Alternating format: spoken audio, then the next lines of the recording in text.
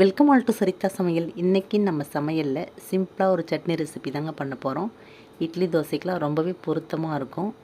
சூடான இட்லியில் இந்த சட்னியை ஊற்றி சாப்பிடும்போது அவ்வளோ சூப்பராக இருக்கும். இன்றைக்கி என்ன தான் நம்ம சட்னி அரைக்கிறதுன்னு யோசிக்கும்போது இந்த மதுரை தண்ணி சட்னியை ட்ரை பண்ணி பார்க்கலாம். ஆமாங்க, இன்றைக்கி நம்ம சமையலில் ரொம்பவே சுவையான மதுரை தண்ணி சட்னி எப்படி பண்ணுறதுன்னு தாங்க பார்க்க போகிறோம். ரொம்ப ரொம்ப சிம்பிளாக செஞ்சு முடிச்சிடலாம். இப்போது இந்த சட்னி பண்ணுறதுக்கு ஒரு கடாய் சூடு பண்ணிக்கலாம். கடாயில் 2 ஸ்பூன் எண்ணெய் சேர்த்து காஞ்சதும் 4 காஞ்ச மிளகாய் சேர்த்துக்கலாம். இது கூடவே பார்த்திங்கன்னா 3 பச்சை மிளகாயை லைட்டாக கீறிட்டு சேர்த்துக்கலாம்.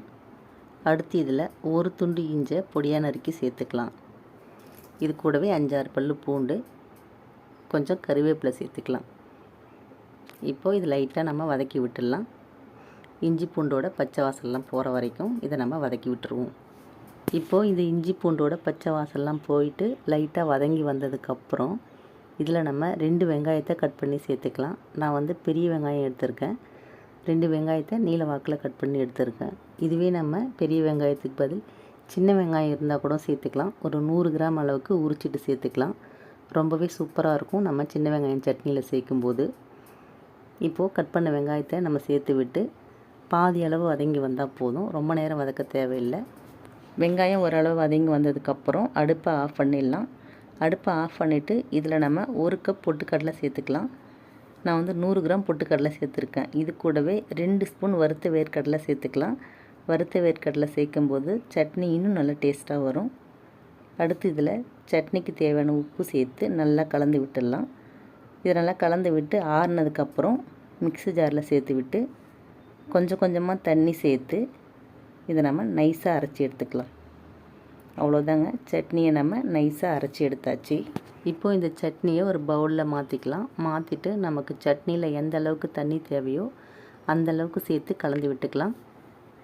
நீங்கள் கொஞ்சம் திக்காக வேணும்னாலும் அதுக்கேற்ற மாதிரி கலந்துக்கலாம். இல்லை எனக்கு தண்ணியாக வேணும்னாலும் அந்த அளவுக்கு ஏற்ற மாதிரி நம்ம தண்ணி விட்டு கலந்துக்கலாம்.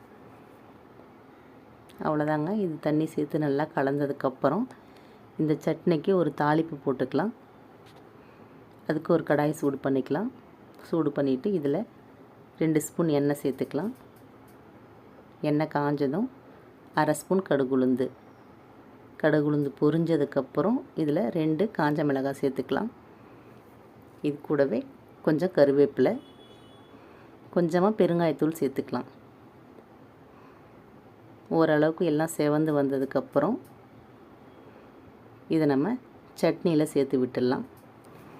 தாளிப்பை சட்னியில் சேர்த்து நல்லா கலந்ததுக்கப்புறம் சட்னியோட திக்னஸ் நம்ம எப்படி இருக்குன்னு பார்த்துக்கலாம்.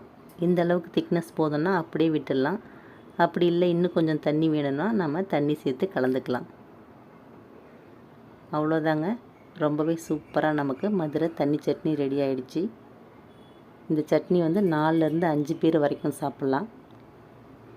ட்ரை பண்ணி பாருங்கள். வீடியோ பிடிச்சிருந்தால் லைக் பண்ணி ஷேர் பண்ணி கமெண்ட் பண்ணுங்கள். என்னோட மற்ற வீடியோஸ்லாம் பார்க்கணுன்னு நினச்சிங்கன்னா சரிதா சமையலுக்கு சப்ஸ்கிரைப் பண்ணுங்கள். தேங்க்யூ.